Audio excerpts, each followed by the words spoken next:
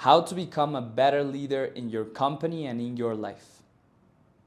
Leadership is one of the most important skills to have if you have big dreams and big goals that involve more people. So today we're going to talk about some leadership lessons that I've learned and I'm trying to implement in my life that could possibly help you. So let's go. I'm going to start with a quote by John Maxwell. He's written dozens of books regarding leadership, but I really like this quote, which is, leaders become great not because of their power, but because of their ability to empower others. And this is something that I want to start with because I believe leadership is effective when people have autonomy and people have space to create under a defined structure and rule. So there's two big types of leadership. Is like super micromanagement, and you try to modify every little detail your employees or your collaborators is doing, versus just letting them go and trying having them figure it out. And I believe there's a middle path that works better, because being too micromanaged, you will cripple the person and they will start feeling that they are living in eggshells, and it doesn't really sustain a company, because many people will leave because they don't want to be controlled. Us humans, we don't want to be really told what to do all the freaking time. We're already grown ups. It's not like a school, and people will easily get burned out because you're micromanaging them all the time. And that requires a lot of effort and a lot of back and forth, and it's just really, really tiring. And then on the other side, a lot of autonomy. Maybe many things will not get done because you don't know what to do.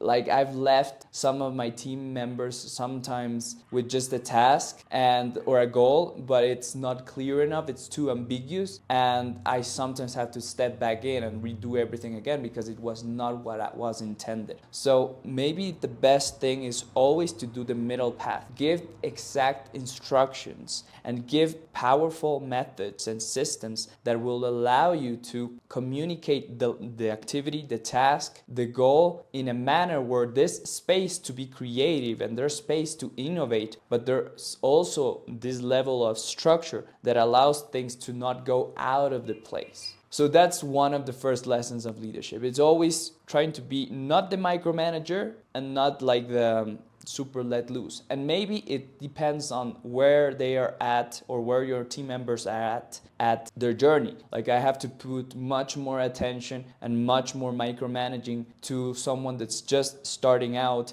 and they need to know the ropes, they need to do it like this, not like this. And you really have to be precise in your instructions and give more feedback and give effective feedback, because, and we're gonna jump into that part, but it's super important how you give feedback as a leader, because the morale of your team depends on the type of feedback, and if they are feeling, again, empowered, or they're feeling like they are controlled and nothing that they are doing is good or worth it. So going back to this, if you are micromanaging at the beginning, you can let go afterwards and give them more autonomy. And if you and this is always a dance, it's never going to be static. If you feel that the person is having like some issues and it's not doing the tasks that are assigned to or in the correct manner, it's important that you go again and tell them, okay, let's do a little more rigorous, let's set better KPIs, let's structure this better, and there's always going to be this dance back and forth. Never stay too much in the extremes. That will be the core concept of this. Then the second lesson is, again, how you give feedback. And this has been really effective, at least I believe that's been effective, which is always give feedback inside of compliments, and making sure that they are feeling valued for their work and appreciated for the work that they're doing, because they're investing time, energy, and effort into working with you, into doing the best work ever, if they are great people. If they're not great people and they're not putting the best effort, the first thing is like, okay, question, why are you here? Why are you working with us? And if it's not the fit, just let it out, let it go. However, if they are putting the effort, and if you see they're really working forward, always start with something that's good about their work. Always start by celebrating. I appreciate your work. I appreciate what you're doing. I'm grateful for all the effort, and I like this part, this part, this part. And then you give a feedback that can be, and something that I hate from some people that give me feedback sometimes is like, I don't feel it, or it's bad, or I don't understand it, but they don't give me like, I would like this to be here, or this to be here, or this to be here. They're not specific. So when you're giving feedback, critical feedback, the more specific you are regarding the section, the better. Sometimes in creative journeys, yes, it can be more subjective and people don't feel it, but it's almost better to give like references or examples or ideas that sustain what the other person is saying, so he can comprehend, okay, you're going towards this part, not towards this part. But try to be meticulous and be detailed regarding giving your feedback. And the next step for that would be praise him again, praise for the effort, and try to always be grateful that they're putting in those hours for you, because even though you are paying them with someone, they are also serving the purpose. And this is another thing. Another lesson important in leadership is that you're not above them. You just have the privilege to be guiding the ship, and it's a massive responsibility, but you're not, and you can get, and you earn more, and you can do more things, and you have more liberties in a way.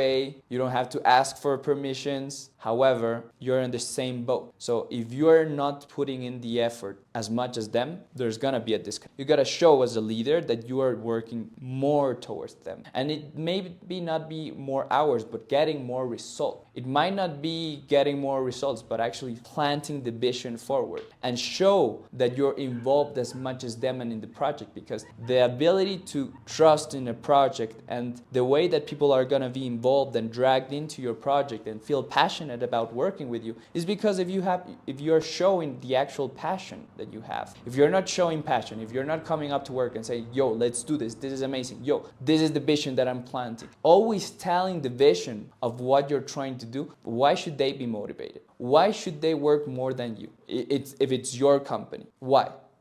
Like, they have their own lives, they have their own projects, and you are constantly selling them the idea that this is better for them to be here and be here now and work on this now, because this is going to take them to a future that's better for not only for the company but for their own lives. So you're selling the story of why they should be in that company. I think that's really, really important, because many people will work less and then like ask themselves why this is not working, or criticize clients, or some of my clients have criticized, or other people that I've worked with. Why aren't they working as they're getting the results? It is because they're not motivated to do so. So never expect that the people that work for you work more than you. That's why you're like multiplying the amount of work that you can do, but you're not actually being them and working as them. A really important leadership lesson is what to prioritize. If you work with many clients, or if you have a big service and you have a big team, you are the one that's taking the priorities for everyone. So you have to direct what is the best priority. And sometimes things come at you all at the time, and you want to like outsource or give that content to other people, but it's important that you delegate properly. What are the things that they can handle, which are the most important for their tasks, and what are the tasks that you could handle yourself, which only you could do better. Eventually, yeah, you can have a team where they take care of most of the things, but you're the one making the decisions. You're the one that's choosing where it goes. You have to be clear and precise on where these things are going, because if you're not precise, your team is also not precise. So it's always a top-down thing, and it's always pushing from the back. You're pushing from the back, you're directing the vision from the front, and you're also making sure that the team is collected and working cohesively. One of the biggest venoms and dangers in a team is team conflict, inner conflict, because there's egos, and people are talented, and people know what they want, and people believe they are good at what they're doing, but sometimes they clash upon beliefs, upon ideas, upon concepts, about definitions. So you are also aware of, okay, how is this working? Make sure both of the teams are clear, are in place, and they're again aligned to that same vision that you're going forward. Because if you let chaos run through your company or your project, it's going to dismantle as fast as the wind blows. So never allow inner conflict to stay too long. Never. Like as soon as you see it come up, try to assess it as much as possible, bring in a meeting, clarify the things,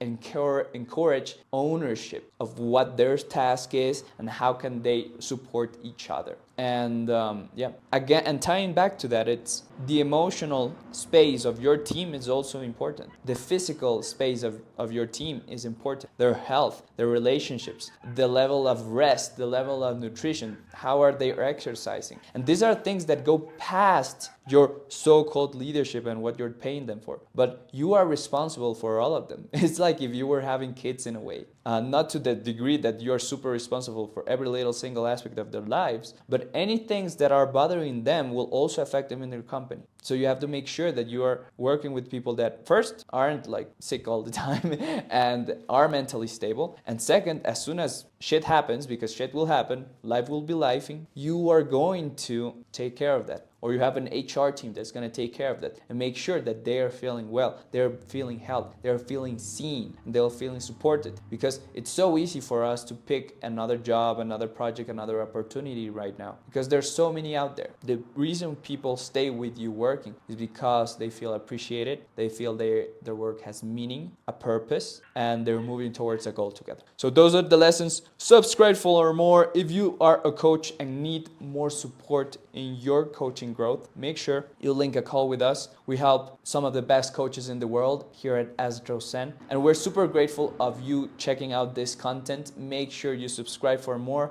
I'm teaching holistic, I'm talking about my lives, I'm just sharing what comes to my mind, and I think it's gonna serve you, support you. It's a mixture of personal development, art, love, and fantasy. So yeah, let's keep growing, let's keep going, and remember, work hard, live deeper.